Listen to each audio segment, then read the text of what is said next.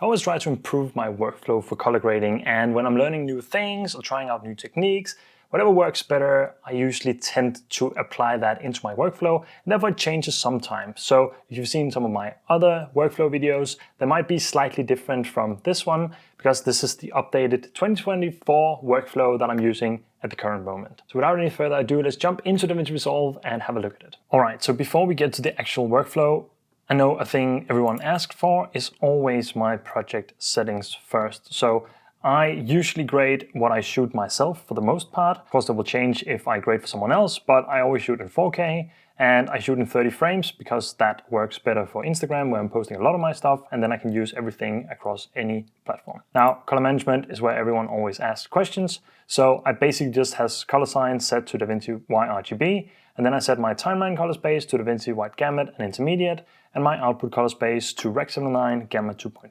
It's that simple. That's basically how I set everything up, and the rest is controlled in the node tree itself.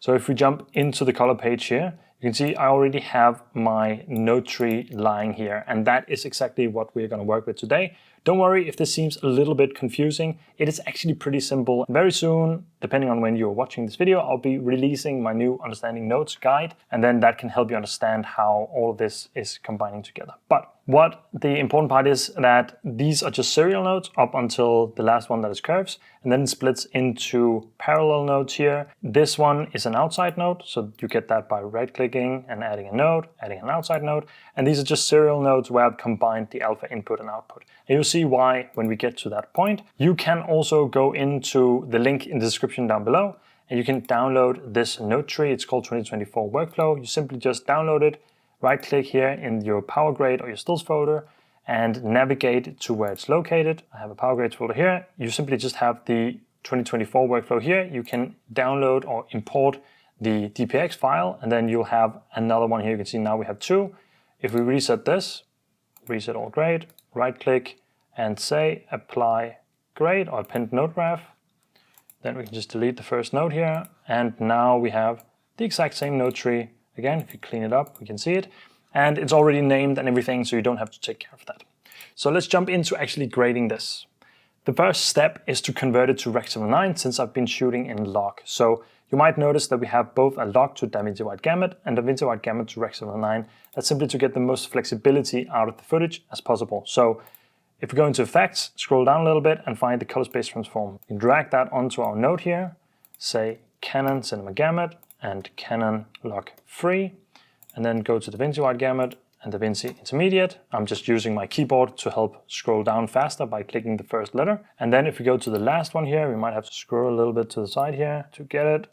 Color Space Transform, and there we want to go from DaVinci Wide Gamut, DaVinci Intermediate, into Rec. 709 and Gamma 2.4. Be aware that if your display is not set up to show Rec. 709 Gamma 2.4, it might look different when you're actually exporting it if your display is not in the same settings as this. So if you have other settings, you might be needing to change either your display to fit this, or sometimes people use Rec. 709A instead. And that tends to help, especially if you're working on a MacBook and you want to export so it looks good on iPhone. This works for me as I've changed my MacBook display into Rec. 709 and Gamma 2.4 or sRGB. That's basically the same. So just a heads up for that. And now you can see if we turn everything off and on again, we've gotten everything or gotten our footage into Rec. 709 now. So now we're going to move a little bit backwards because this is the first step, so the first and the last node, and now everything we do in between is in DaVinci Wide Gamut. So that's a larger color space, we have more room and flexibility to work with. Now, it's not to plug my LUT pack, but it is part of my workflow that I'm using my own LUT pack at the moment, and I'm most of the time using the one that's called Cinematic Classic. So if we drag that onto this node, you see that we get a very soft and kind of moody look that's a little bit warm as well, and have some teal tones in the dark areas. You can see this is before, and this is after. On one of the clips we're going to do, I'll show you how we can improve a little bit instead of using this one and just using the primaries. But for the most part, this is my workflow. This is how I like to work. Now, it does make the clip quite a lot darker because it pushes down all the highlights. So the next step in our color correction here will be to go on exposure and balance. So for the exposure, in this case, I think I'm going to drag up the exposure a little bit. Normally, I would want my skin tones, the brightest part, to sit around 70. But when I'm using this LUT, I'm compressing everything back down a little bit. I wanted to set it around 50 or 60 here because I think that looks good. It gives us this soft, nice glow. So if we're looking at the brighter parts here, setting almost at 60, so we can just brighten up a little bit. I think we're gonna add a little bit in the gamma here. And what I'm doing here is just the offset is moving everything up, and the gamma is moving kind of the midtones up a little bit. So this looks a lot better already. And I think I'm pretty happy with where everything sits. We could go in and adjust the exposure even further, but I think I'm happy with what it's looking like now. Heading into the vector scope to look at the balance, we can see that our balance is sitting way up in the warmer colors here. So what we can do is we can grab the offset here, which in the middle here is the same as grabbing it right here. And then we can pull this blob of color in any direction we want. So if I wanted to pull it back down a little bit to make it less warm, we could do that. But in this case, I'm actually pretty satisfied with where it is because it was shot at sunset. So I don't need to change anything particularly here. I just wanted to show you that that's how we can do it. Now, if I'm not using the balance node, I'm just gonna leave it there without doing anything. Maybe I'll need it later. But for now, this one is just gonna stay empty. For the curves, I'm also pretty happy with how everything sits here. So I'm not gonna change anything. I might show you in a later one as well how curves work. But what I usually do is in the curves here, I will adjust the skin tones a little bit usually. But the LUT does a lot of that work as well. And then if we had some blues, I would make those a little bit more teal. We don't really have that much to work with here, so I'm not gonna do that. On the inside node instead, I'm gonna move in here. And what I wanna do here is, I kind of have two subjects in this case. So I have my model here, which is my girlfriend Joya. And then we're moving in here where the focus changes to the Sigiriya rock here that we recently shot in Sri Lanka. So I kind of wanna move both of these and give them a little bit more contrast. So what I'm doing with the inside node here is I want to give contrast to my subject. How I do that is to make a power window, and then I like to stretch it out just so it's as soft as possible. Maybe we even make it a little bit more cropped here. And then I'm going to go into my curves. I'm just going to add a little bit of, reduce the shadows a little bit and increase the highlights a little bit. And since it becomes a little bit darker, sometimes we can add a little bit of gamma just to get that brightness back. And you can see now we've just added contrast in this area that we didn't have before. So this is before and this is after. Now to blend everything in, that's why we have an outside node. An outside node basically just selects everything that's not selected in the node before. That's why I call this inside. If I click Shift H, you can see that everything that has image and is not gray is what we have selected. So in this case, everything that was our power window here is what is selected, and then it just softens the edges out a little bit. Now, if I click on this one, you'll see we have the opposite selected. We've softened out all the way around and we don't have anything selected in the middle. What I like to do here is just to drag down my shadows a little bit here, just to make it darker, and that also brings more focus in to our subject here in the middle. So it looked like this before, and now it looked like this. If we take both nodes and turn them off, and then on again, that's what we get. A lot more focus in the middle, a little bit more contrast. Overall, I think it looks a lot better. Then we want to move into our next mask, which is the highlights. In this case, the sunset was coming from the right. So I'm going to make another circular mask here, just to kind of emulate where the sun was coming from. And then I think we're going to make this one around 50, just to soften it out, to give it that glow overall. And then what I want to do here in the first node is just make the selection. So you can see we have selected this now. And then I want to increase the highlights a little bit. So we've gone from this to this. Overall, lowered the softness a little bit by adding a little bit more contrast, but it just looks a little bit better in my opinion, so far at least. And you can see on the waveform here as well, all the right side here and all the way towards the left side as well, we're improving the highlights a little bit. Now for this soft look, I don't want it to go above 90, but it's still sitting about 80, so that's perfectly fine. I just wanted to have this soft look, so that's what this LUT is supposed to do. Now, the reason why we have another node here, a serial node that is combined with the alpha key here, is that if I click Shift H, you can see we have the same exact selected.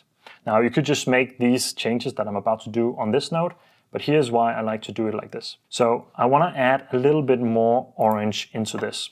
So the way we can do that is if you pull up the vector scope here just to see what we're doing, I can take the offset again. Because I only have all of this selected, I can take the offset and I can just slowly move that towards that more orange side. See what way we want to move it. I think we want to move it up a little bit. So it's sitting somewhere between the yellow and the red here. And you can see if I turn it off and then on again, it just gives this warm glow coming from the right. Now, the reason why I'm doing this on that node is because if I had done it on this, I would also turn off the brightness as I'm doing this. But if I'm doing it on this node alone, I'm only seeing the changes that I'm doing to the color itself. So that's the only reason why I have this split, and then the node tree just looks a little bit better. But that's just for my own eyes. Now, another note here is the shadows. I always use a squared mask. You don't want to ask me why, because there's pretty much no reason to it. Then if I go to the left here, I just want the shadows, or the left side here, to blend in a little bit. And then I'm going to do the opposite. I'm going to lower the shadows a little bit, lower on this side. You can see that just gives an effect, just kind of balances out the whole image a lot more. And then we're going to do the same, going to the teal area here. And in here, I'm just going to take the offset and I'm going to pull it opposite. I'm looking at the vector scope at the same time. I kind of wanted to go opposite of this blob here. So I wanted to go straight down this line. And I wanted to do that because that's opposite. That gives a lot of color contrast because it's opposite of these colors. So if we pull this down, you can see that it becomes more cool on the area here. And that just gives a nice balance and contrast between the shadows and the brighter areas here. So if you take all of our masking here and turn it off, and then on again, you can see we made a dramatic change in what that looked like. So that's pretty much the workflow itself. But let me just show you a few more examples on how to do it. So let's head to this clip here. And this time I'm going to go a little bit faster because you already see me do all of this. So we've just applied the grade from that node graph that I just showed you. So we're going to take a color space transform, go to DJI D-Gamut and Canon log. That's how I like to make the input for my drone footage here from the Mavic 2 Pro that I unfortunately don't have anymore now. The DJI D-Gamut, and instead of D-Log, I'm using Canon log to make a softer conversion. Now on the side over here, we are going to add another color space transform, and this one is going to be DaVinci Gamut, DaVinci Intermediate, Interaction Line, and Gamma 2.4. This was shot a little bit bright, as we can see, but that's where this LUT comes in handy as well, because if we just apply that, everything all of a sudden looks a lot better. You can see how it softens all the highlights and everything looks soft and nice now. I might have overexposed it a little bit too much, but in this case, it actually worked out pretty well. So for the exposure changes here, I think we might drag it down just a little bit, because I don't want the highlights here to touch the top entirely.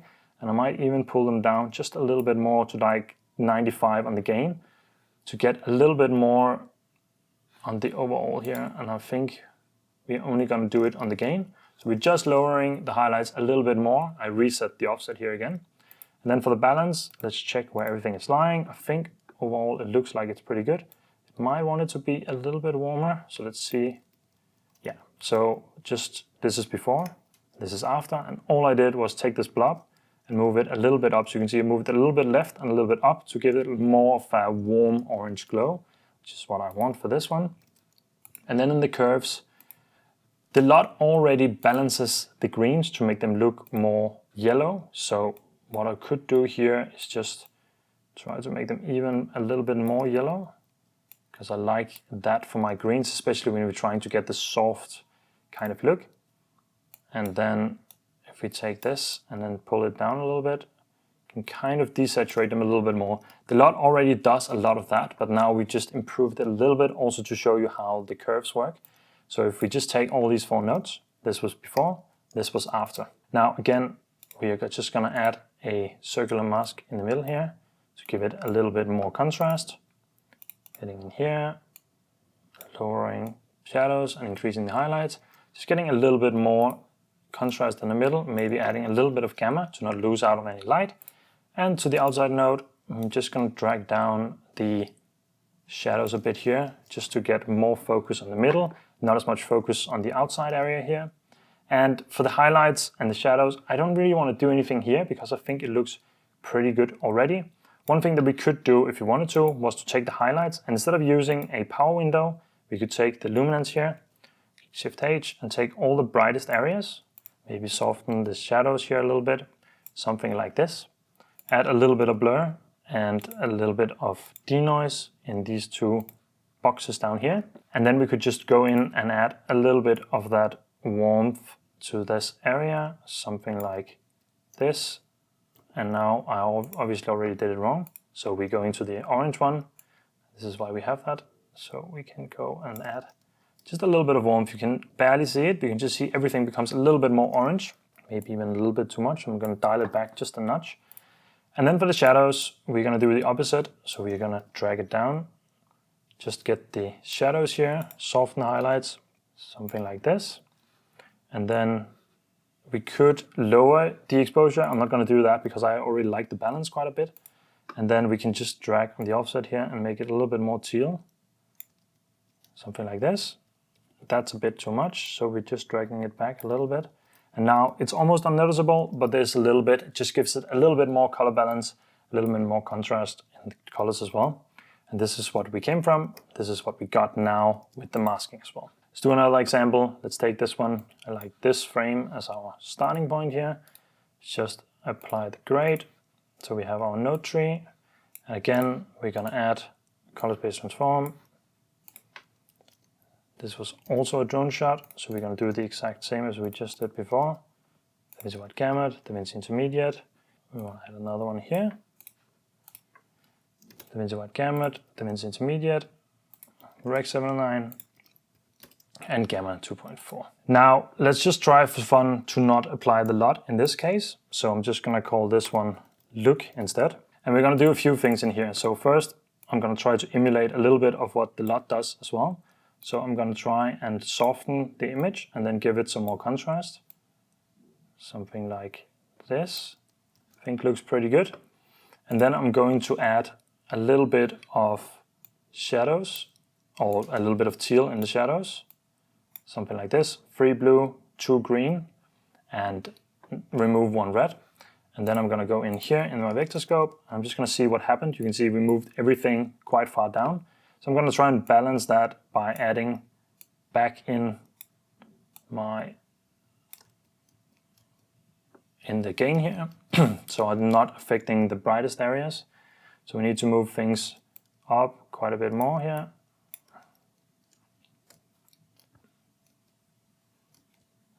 And a little bit more less green, a bit less blue.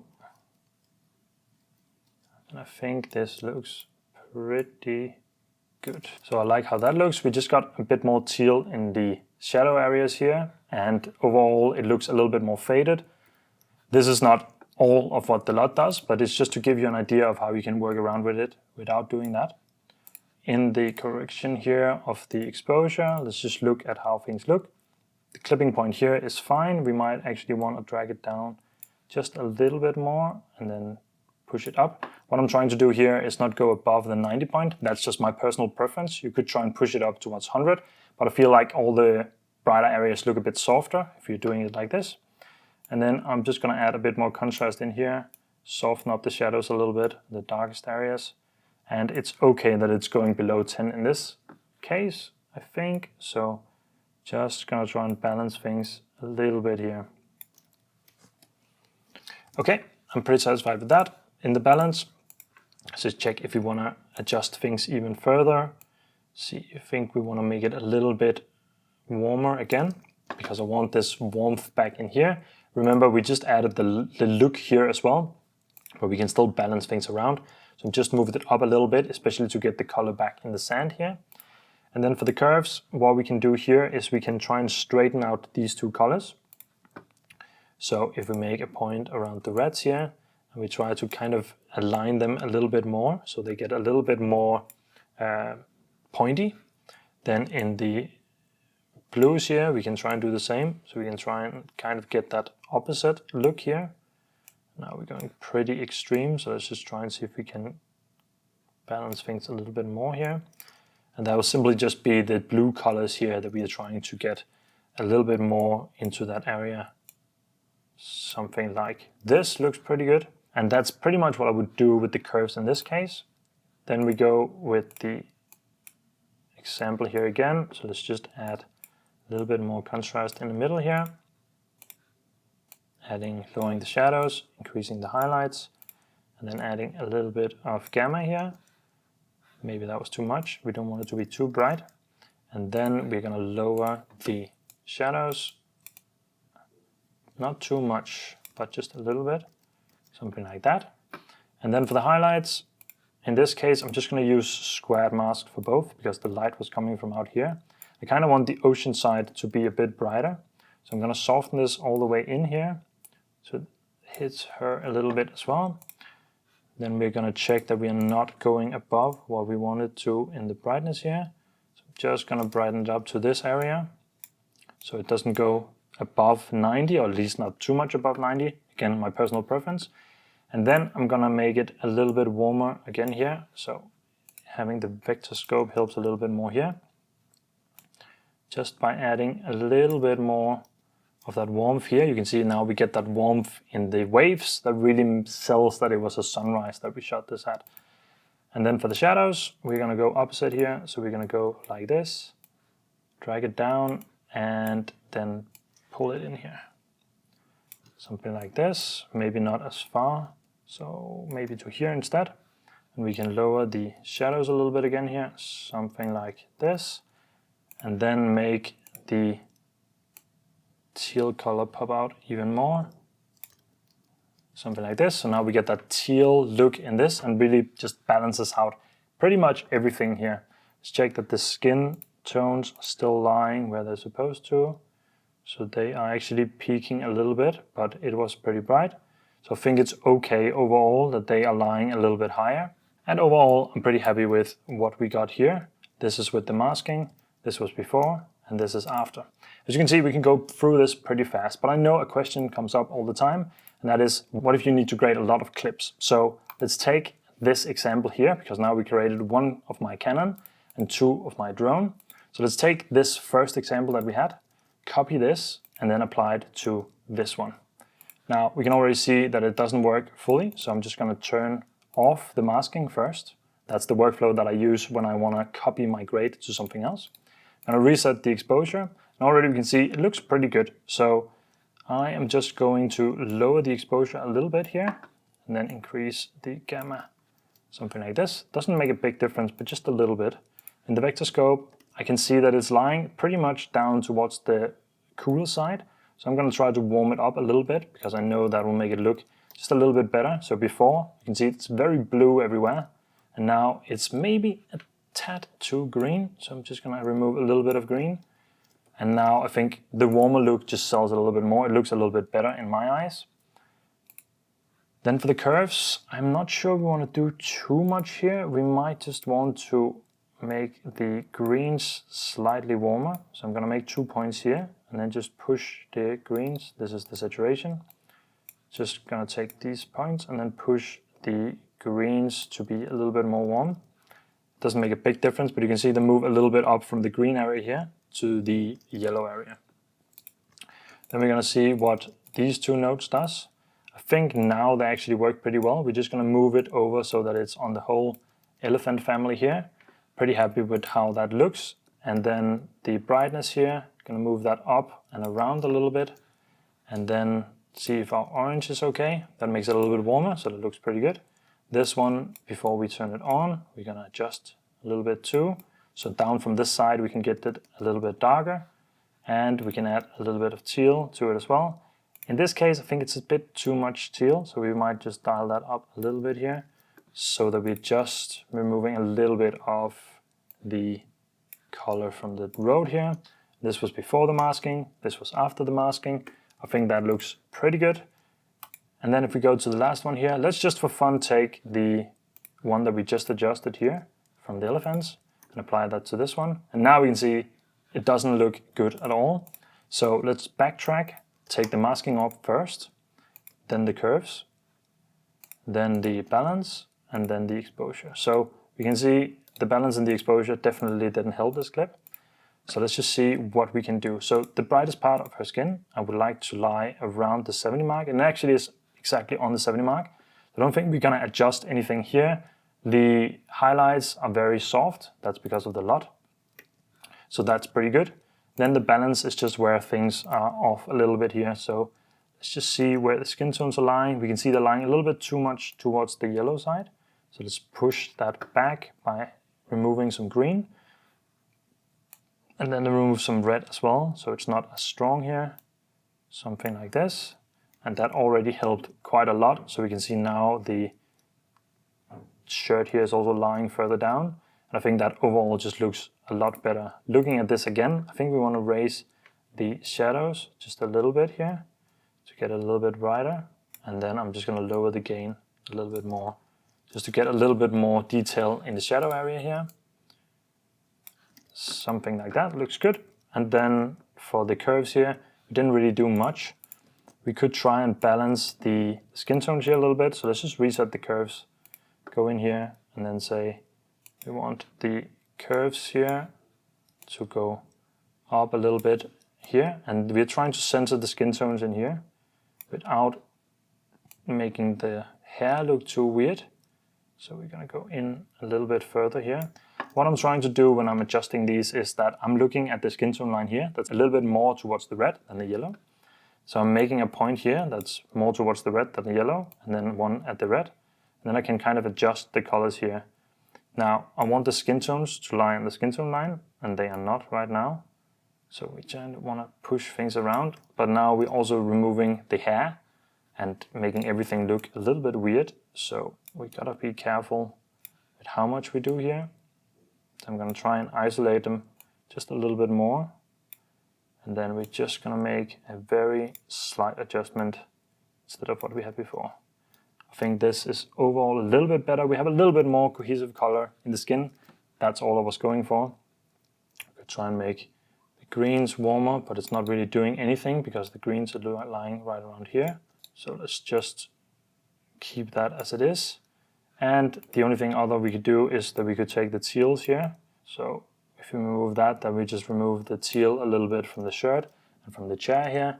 I think that looks pretty good. So let's see with the inside node here, what we can do. We just want it on here. Don't want it to be too much. So just gonna brighten up a little bit more with the gamma. Make it darker overall around. Maybe lift that up a little bit as well. Something like this. The highlights, that's okay. Whoops. They are coming in from the side up here, so that actually makes sense. Something like this. A little bit more warm. We don't want that in this case, so I'm just going to reset it and leave it alone. And then the dark areas in here. Do we want the teal? The teal looks okay. I know we just removed that, but I think that actually brings quite a nice balance. So let's just take all these nodes, turn them off, and turn them on again. And I think now we have a pretty nice clip here as well. That looks good overall. So that's pretty much my 2024 workflow that you can apply yourself if you want. You can grab my color pack if you want the LUT as well. And otherwise you can play around with the primaries and the exposure and the contrast in this node as well, or split it into two, contrast node and a look node. And then you can play around with it like that. So I hope this helped you. I hope it gave you some clarity on how things work. And this was just a workflow guide for me. So this is how my workflow is. And I wanted to show it on a few different clips so you could see how it works. So with that said, I will just catch you in the next video.